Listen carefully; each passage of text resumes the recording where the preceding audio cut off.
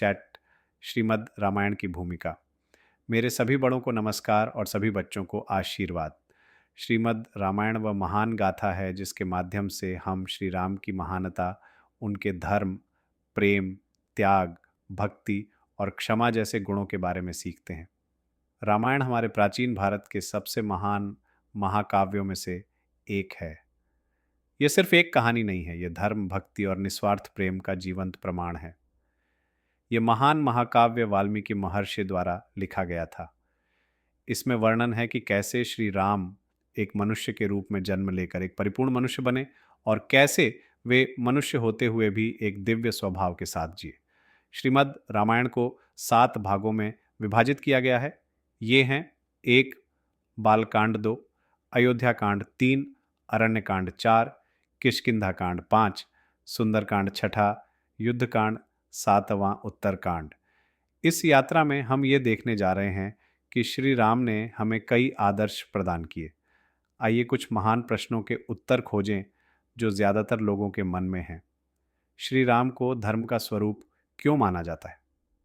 श्री राम एक महान व्यक्ति हैं जिन्होंने अपना पूरा जीवन धर्म के मार्ग पर बिताया। अपने पिता द्वारा दिए गए वचन का सम्मान करते हुए सुख सुविधाओं और खुशियों का त्याग करके वनवास स्वीकार करना, अपनी पत्नी को रावण से बचाने के लिए बहादुरी से लड़ना और अपने लोगों के लिए न्याय बनाए रखना, ये सब उनके धर्म के प्रति निष्ठा को दर्शाता है। वाल्मीकि महर्षि ने ये कहानी कैसे लिखी? वाल्मीकि महर्षि एक समय रत्नाकर थे। तपस्या करके ब्रह्मर्षि बनने के बाद उन्होंने नारद मुनि के माध्यम से श्री राम की महानता के बारे में जाना। जब एक शिकारी ने हंसों के जोड़े पर हमला किया तो उनका हृदय उनके दुख से व्याकुल हो गया। वही दुख कविता बन गया और रामायण लिखने की ओर ले गया। रामायण ने भारतीय संस्कृति में इतनी महत्वपूर्णता क्यों प्राप्त की है? चाहे रामायण सिर्फ एक महाकाव्य नहीं है, यह भारतीय संस्कृति, धर्म और नैतिकता का स्रोत है। श्री राम, सीता देवी, हनुमान, लक्ष्मण और भरत जैसे पात्र मानवता के लिए आदर्श बन गए हैं।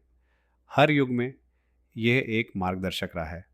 साथ ही कला, साहित्य, नाटकों और भक्ति आंदोलनों को प्रभावित करता है। रामायण विभिन्न युगों में कैसे फैली? वाल्मीकि महर्षि द्वारा लिखित संस्कृत रामायण के बाद इसका कई भाषाओं में अनुवाद किया गया। तुलसीदास ने हिंदी में रामचरित मानस लिखा, कंबन ने तमिल में लिखा और त्यागराज स्वामी संगीत रूप में चमके। रामायण हर युग में नए रूपों में लोकप्रिय हुई है। तो मेरे प्यारे दोस्तों, इस यात्रा का हिस्सा आप भी बने। हर भाग को देखें और अपनी राय साझा करें। आइए हम सब मिलकर श्री राम की कहानी को दोहराएं।